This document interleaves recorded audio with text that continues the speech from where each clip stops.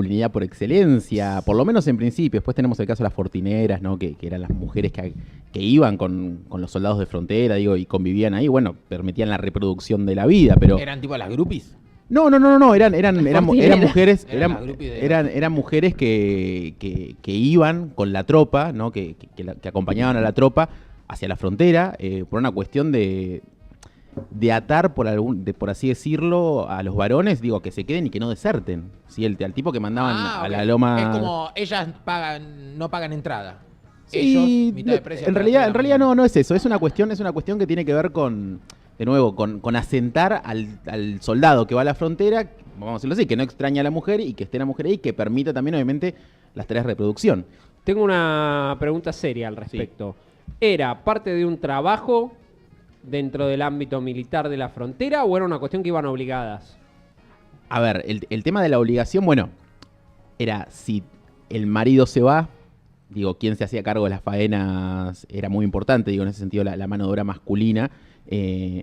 Entonces iban un poco obligadas, no de forma formal, por así decirlo, pero sí por las circunstancias, obviamente. Sí, claro. Pensemos en la época, ¿no? Pero digo, acá en Bahía Blanca había un montón, por ejemplo, lo que era Fortaleza Protectora Argentina de Fortineras. Hay un libro muy lindo de una historiadora de acá local que se llama Fortineras, justamente, que habla de la experiencia de las mujeres en la línea de Fortines del sur de la provincia de Buenos Aires y obviamente el rol que tuvieron al momento de pensar y de llevar adelante esta política de expansión estatal. Digo, no hay que pensar que solamente eran varones los que estaban, cuando aparecen estas imágenes del gaucho, los malones, bueno, que siempre se piensa como asociado a un mundo masculino donde la mujer aparece solamente como cautiva. Bueno, el conocimiento histórico ha permitido mostrar que era un poco más complejo, ¿no? Este mundillo de la frontera, que fue muy importante, por lo menos hasta finales del siglo XIX, por lo menos. ¿Dónde se puede conseguir ese libro, profe? Ese libro por internet lo edita Imago Mundi, es de una historiadora local que se llama Cristina Oquier. Es un excelente libro, este año lo presentó acá en Bahía, así que yo lo recomiendo porque es muy interesante y habla obviamente de Bahía, de la Fortaleza Protectora Argentina, por el rol que tuvo tan importante desde 1828, ¿no? En adelante. ¿A dónde vamos a ir en este Día de la Soberanía? Vamos a ir a pensar un poco... Perdón, de la tradición, perdón, chicos. Bueno. De la tradición. A ver, son las 11:25 de la mañana, la primera cagada que me mando. La primera cagada. No, pero me hicieron cara. ¿Vos Estás viste? expulsado. La patria también es soberana, la tradición es soberana. Que te deje que lo digas una y otra vez. Lo dije una sola vez. Bueno, y te miré para que sepas cuál era lo que importa es la intención. Sabemos a lo que hizo Joaquín con el Día de la Soberanía, con el Día de la Tradición. Estamos hablando del Día de la Tradición. Igual vamos a ir a pensar un poco en las tradiciones inventadas. Me gusta. Porque bueno, como sabemos, ya lo estuvieron hablando en la mañana de hoy se festeja el Día de la Tradición, que es el homenaje, por así decirlo, a José Hernández y el autor de El Martín Fierro, ¿no? Libro publicado por primera vez en el año, ahí lo tiene Julia, en el año 1872, que según la página oficial del gobierno, es una representación respetuosa de los hábitos, costumbres, valores y experiencia de vida de los gauchos en nuestras tierras, ¿no? Cuando uno busca qué es el Día de la Tradición, habla un poco de eso, ¿no? Es una efeméride que comienza a festejarse a finales de la década del 30, en la provincia de Buenos Aires, ¿sí? El gobierno conservador de Manuel Fresco la instala como efeméride por pedido de grupos tradicionalistas, ¿sí? Y para 1948, el gobierno peronista nacionaliza la efeméride, ¿no? La plantea como obligatoria en todas las escuelas del país. Perdón, profe, entre el 20 y el 30, estos grupos tradicionalistas, ¿estamos hablando de gente pudiente o estamos hablando de una cuestión más popular? No, estamos hablando de un sector amplio de la sociedad, sectores amplios de la sociedad, ¿sí? Ahora bien, ¿por qué pasa esto en 1930 y no pasa antes? ¿Por qué? Porque frente a un momento complejo de grandes transformaciones, ¿sí? Pensemos en los últimos coletazos del aluvión inmigratorio, ¿sí? Las transformaciones económicas producidas en la economía argentina, el crecimiento de las ciudades. Se habla de un cosmopolitismo disolvente de lo argentino en la época. Se piensa al gaucho, ¿sí? Como una figura que es capaz de unificar o de representar lo nacional ante un momento de avance de las izquierdas, el fantasma de la Revolución Rusa que está dando vueltas, los conflictos de entreguerras, ¿no? Entonces se instala esta tradición, ¿sí? Este festejo, esta efeméride, ¿sí?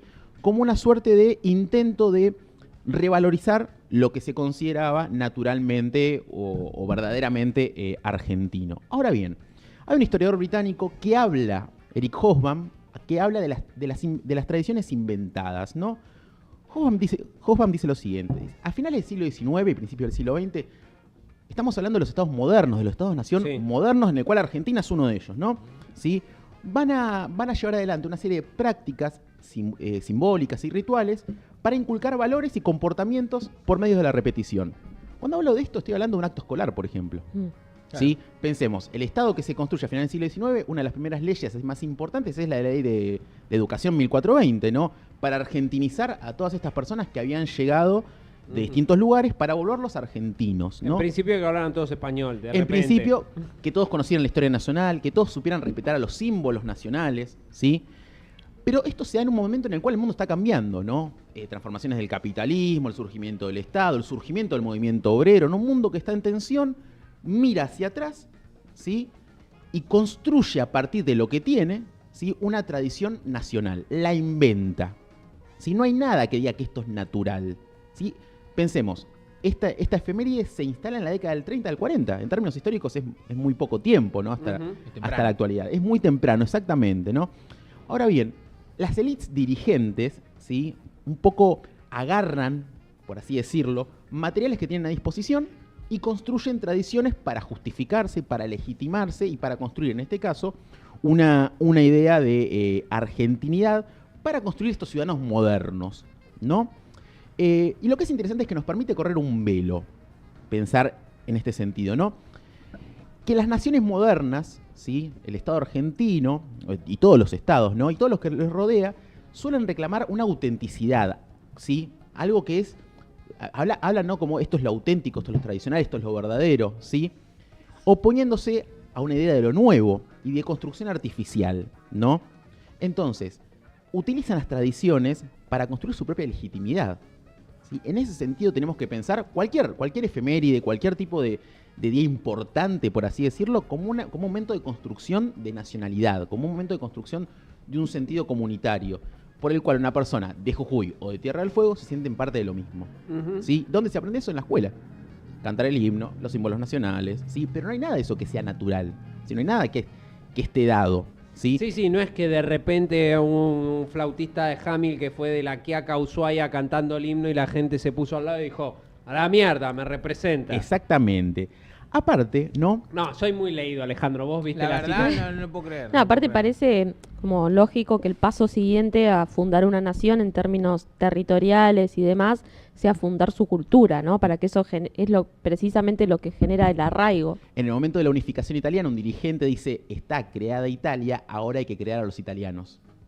¿Sí? La escuela, los museos, son grandes instrumentos modernos de la modernidad del siglo XIX para construir identidades nacionales. Claro. ¿Sí? Para construir esto que de repente personas que no tienen nada que ver de por sí se sientan parte de un Estado-nación. ¿Sí? Me ato de esto de Italia, profe, en esta disputa que seguimos teniendo a veces territorial o ideológica en el país con respecto al ser nacional. Italia todavía, o sea, le ha costado un poco, ¿no? Unir el norte y el sur. Es que, a ver, todos dicen algunos historiadores que la nación es un olvido constante, ¿sí?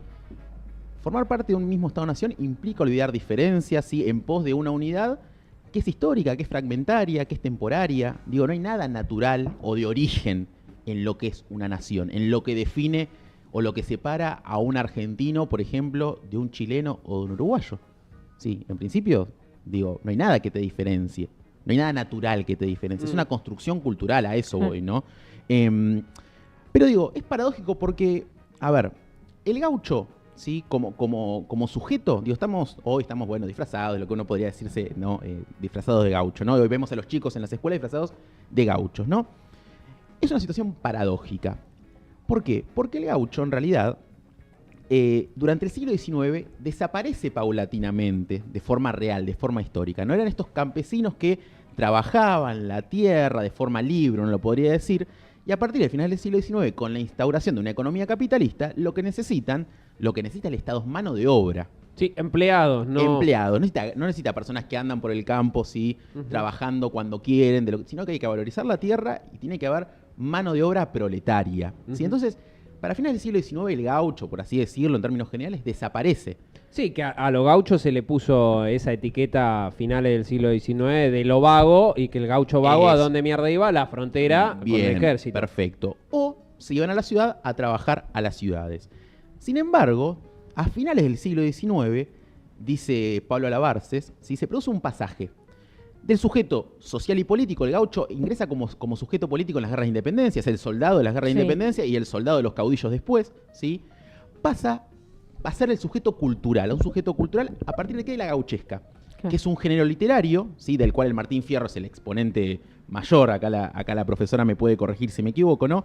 Que en realidad es una alianza simbólica la gauchesca, porque es gente letrada, ¿sí? Escribiendo como ellos piensan que hablan los sectores populares. Cuando uno lee Es el primer caso de apropiación cultural Bien. en la literatura. Bien. De hecho, hay una diferenciación. Existía también la literatura gaucha, que es como hecha por gauchos. Y la gauchesca, fíjense que es como que ya el mismo nombre tiene en sí mismo como esto de lo estoy tomando para hacerlo como ejercicio. Bien. Y acá es algo interesante.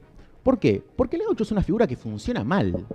A ver, se elige para finales del siglo XIX, principios del siglo XX, se elige como figura, como símbolo nacional a un tipo que se había escapado de la ley, ¿sí? Que se había escapado del ejército, ¿sí? Que había matado a un tipo, que tenía problemas con el alcohol. Digo, es una figura que no... Que abandona a la mujer. Que abandona a la mujer, digo. ¿Qué sentimiento hijos. nacional, qué sentimiento nacional se puede construir con un tipo así? ¿Por qué sucede esto, no? Bueno, y es interesante, ¿no? Pensar por qué, a pesar de esto, se elige al Martín Fierro como el poema nacional y al gaucho como un símbolo de la argentinidad máxima, ¿no? En realidad es la generación del 80 la que elige al Martín Fierro como símbolo nacional. Una generación, ¿sí? Que había comenzado ya en la década de 1830, de estos románticos, ¿no? De la generación romántica, se dice. ¿Qué pasa? El romanticismo también es una tradición intelectual que en estos momentos de transformaciones, de nuevo, Estado capitalista, modernización, en este momento de caos, de todo está cambiando, miran al pasado para encontrar algo que estabilice. En el caso argentino, los románticos argentinos, Sarmiento, Alberdi, Echeverría, ¿a dónde van a mirar? Al gaucho. Como un mito. Como un mito, por más que lo denostaran, porque Sarmiento Sí, denosta al gaucho, Echeverría en el matadero lo hace mierda. bueno, Sí. eligen esta figura porque a pesar de, funciona como una amalgama cultural, funciona como símbolo, ¿sí? En un contexto en el cual esta generación del 37 ya dejó de ser un intelectual, ya participó en la construcción del Estado y ahora gobierna. Sarmiento, digo, es presidente de la Argentina, es el que elimina el último levantamiento federal de gauchos y caudillos. A pesar de eso, eligen al gaucho como figura. Y un momento muy, muy importante para la canonización del Martín Fierro es el centenario, 1910.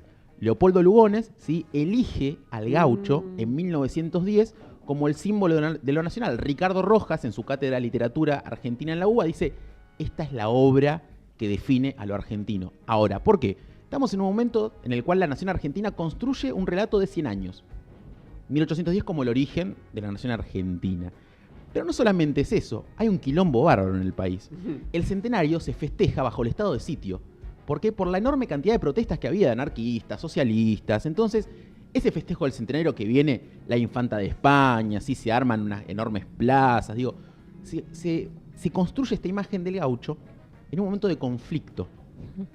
Como decir, bueno, los argentinos son herederos de los gauchos. Ahora bien, de nuevo, esto funciona mal porque la gauchesca canalizaba una crítica social, tenía un fuerte sentido de denuncia claro. contra el Estado, uno cuando lee el Martín Fierro ve eso, ¿no? Uno ve Sí, cuando escuchás música folclórica de los 60 o de los 70 sigue planteando eso. Exactamente. Me gusta, tengo una playlist de folclore que le voy a pasar a Moreto ahora Bien. que quiero escuchar. Sí, parece muy gracias. Bien.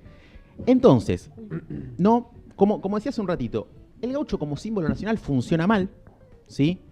Pero, sin embargo, la elección del gaucho fue hecha en función, o estando enfrente a lo que veían las élites de la época, del principio del siglo XX, frente a algo que se está transformando, frente a lo que veían como un cosmopolitismo que estaba desarmando lo nacional, se elige al gaucho como una figura, ¿sí?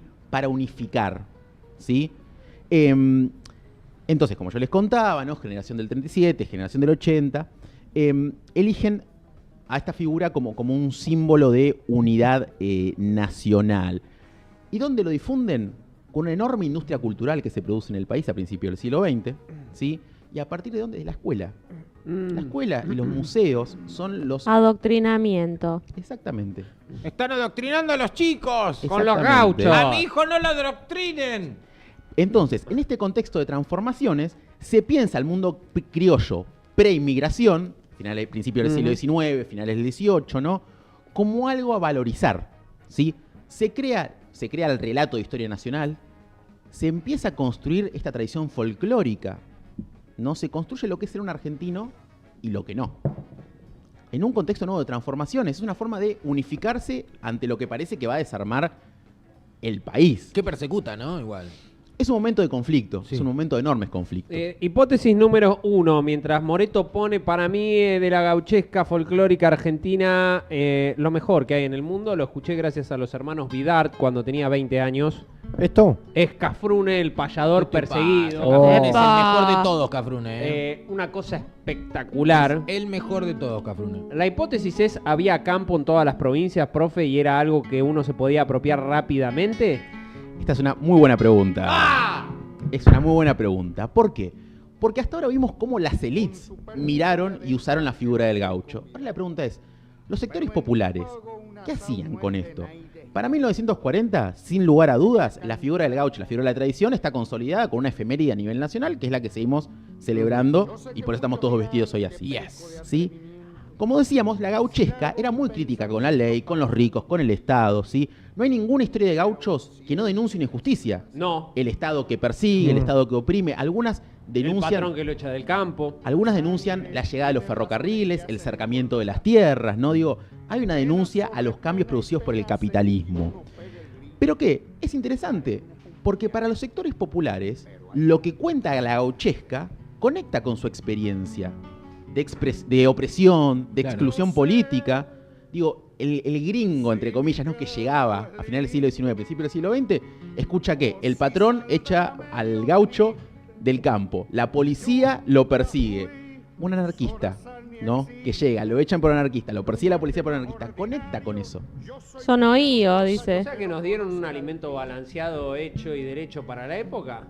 Hay algo que, sin quererlo, conecta. Dice, Claro, si están muy susceptibles para la fecha del día de hoy, no escuchen esta columna. Acá solamente nos estamos dedicando a intentar pensar un poco. El No profe estamos- vino con los puños llenos de verdades. Es una cosa impresionante. Si no se la bancan, ustedes son unos cagones. a ver, para las personas, digo, para los inmigrantes, tanto de Europa como del interior rural que venían a las ciudades, ¿sí? La sensación de vivir una fuerte exclusión, pensemos en términos económicos, en términos políticos, hasta 1916 no hay un voto universal, digo, hasta el voto masculino, ¿no? Hay una sensación de vivir una fuerte exclusión y desigualdad que permite a los habitantes de este mundo urbano reconocerse también en la figura del gaucho, ¿no? Claro. Por otro lado, también es una figura inclusiva, la del gaucho, porque no exige pureza de sangre para ser un gaucho. Claro. Es verdad. Cualquiera podía ser o se podía sentir reconocido en un gaucho. Desde 1870, por más suizos, alemanes, franceses, italianos que fueran, ¿sí? También buscaban adaptarse al mundo en el cual llegaban. Esta idea de las comunidades estancas, no la comunidad italiana, eso es algo que se construye después. El tipo que llegaba acá necesitaba aprender el idioma, ¿sí? Y poder trabajar. Entonces no había esta cosa de separación en comunidades nacionales tan claras. Al Claro, contrario, no. el mundo del trabajo obligaba a que, no sé, pensemos en el puerto de Ingeniero White, españoles, italianos y argentinos Tomando mate. se encontraran y trabajaran juntos y Claro. protestaran juntos. Entonces, Como la foto nuestra que tenemos a Modreto el cubano. bueno, claro, ahí está. Subí la historia recién, chicos, puse cubano abajo. Te animaste. está bien. Acá Ale Rezagada dice, mi papá siempre decía, es Hola. como puede ser que que Uy. más nos represente sea un desertor, que deja a la China preñada y se va a tomar mate, pelear y matar. Bueno, no después somos escribieron la eso. vuelta Bueno. también. Pues es que dieron la vuelta. A la vuelta, el Martín Fierro se redime, pide Bueno, perdón. y está bueno esto, porque y ahí Como voy a todos eso, los tíos ¿no? de la familia, ¿no? Hay que dejarlo bien parado. Voy a decir lo Llegan para siguiente. Navidad con un cajón de birra. Pero bueno, pues la cuota alimentaria les cuesta. Pero ahí está bueno ¿de qué año es la vuelta de Martín Fierro? Y es de 3, 4 años posterior. Bueno, A ahí- nadie le gustó. Ahí voy a esto, ¿no? El criollismo popular, entonces, en la figura del Martín Fierro, conectaba con la experiencia de las clases populares, ¿sí? Lo que permite es construir un pueblo donde antes no lo había, ¿sí? El Estado liberal propone un modelo de nacionalidad, se construye un modelo, pero ese modelo está en disputa. ¿Sí? Desde arriba se propone esta idea del gaucho armónico, pacífico y trabajador, y desde abajo los sectores populares dicen, che, no, pero este tipo, la experiencia del Martín Fierro y de otros gauchos, habla de nosotros. Habla de que nos persiguen, de que nos excluyen. Por ejemplo, el segmento cultural de La Protesta Humana, que era el diario anarquista más importante del país, se llamaba, ¿saben cómo? ¿Cómo? Martín ¿Cómo? Fierro. Epa. Epa.